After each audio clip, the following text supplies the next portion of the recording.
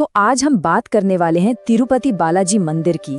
एक ऐसी जगह जहां एक तरफ है बेशुमार दौलत और दूसरी तरफ है गहरे अनसुलझे रहस्य। चलिए साथ मिलकर इस दिव्य पहेली को सुलझाने की कोशिश करते हैं। सोचिए, एक मंदिर जिसके पास 2.5 लाख करोड़ रुपए से भी ज्यादा की संपत्ति हो। जी हाँ, इतनी दौलत कि ये दुनिया का सबसे अमीर मंदिर बन जाता है। असल में ये रकम तो दुनिया के कई छोटे छोटे देशों के कुल बजट से भी कहीं ज्यादा है। लेकिन यहाँ एक बहुत बड़ा सवाल खड़ा होता है।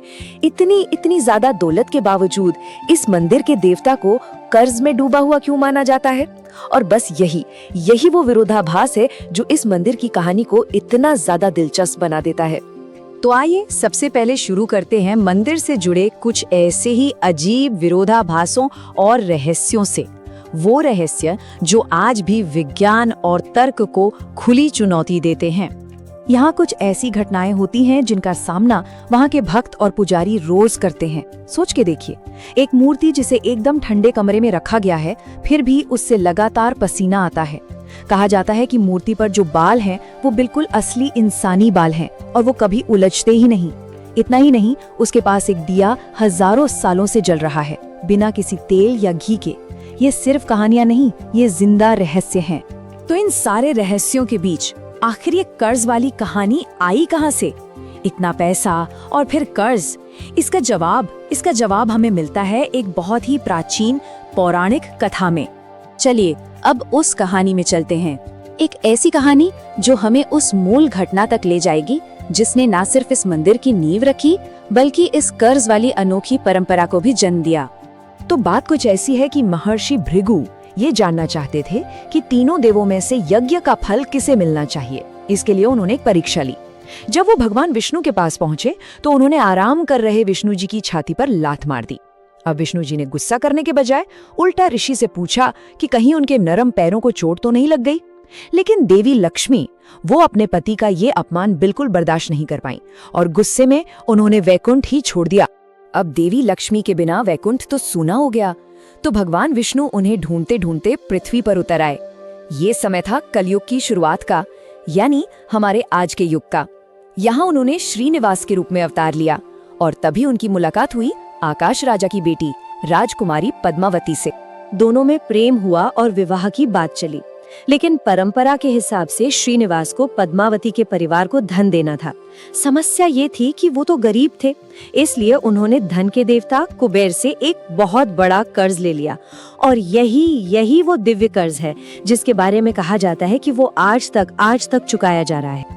और इसीलिए आज भी लाखों करोड़ों भक्त जो भी दान दक्षिणा देते हैं, उनका विश्वास है कि उनका पैसा सीधा भगवान वेंकटेश्वर के उस पुराने दिव्य कर्ज को चुकाने में मदद कर रहा है।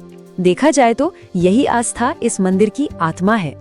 चलिए अब कहानी में आगे बढ़ते हैं और देखते हैं कि कैसे ये प्रेम कथा एक पत्थर की मूर्ति में हमेशा के लिए अमर हो गई। तो हुआ ये कि जब श्रीनिवास और पद्मावती का विवाह हो गया तो ये खबर देवी लक्ष्मी तक भी पहुंच गई। अब अपने पति को, जिन्हें वो छोड़ कर आई थी, किसी और से शादी करते देख वो आग बबूला हो गईं। और जब उनका आमना सामना हुआ तो दोनों देवियों के बीच एक बहुत बड़ा विवाद शुरू हो गया। अब अपने दो प्रेम के इस संघर्ष के बीच फंसकर इस झगड़े को खत्म करने के लिए श्रीनिवास ने खुद को एक ठोस पत्थर की मूर्ति में बदल लिया।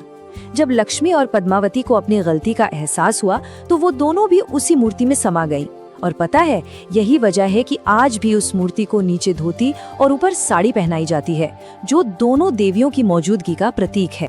जैसे मूर्ति बनने की कहानी है, वैसे ही यहाँ की एक और मशहूर परंपरा बालों के दान के पीछे भी एक कहानी है। कहते हैं कि एक बार एक चरवाहे की कुल्हाड़ी से भगवान के सिर पर चोट लग गई थी। तब एक गंधर्व राजकुमारी नीला देवी ने अपने खूबसूरत बाल काटकर उनके घाव पर लगा दिए।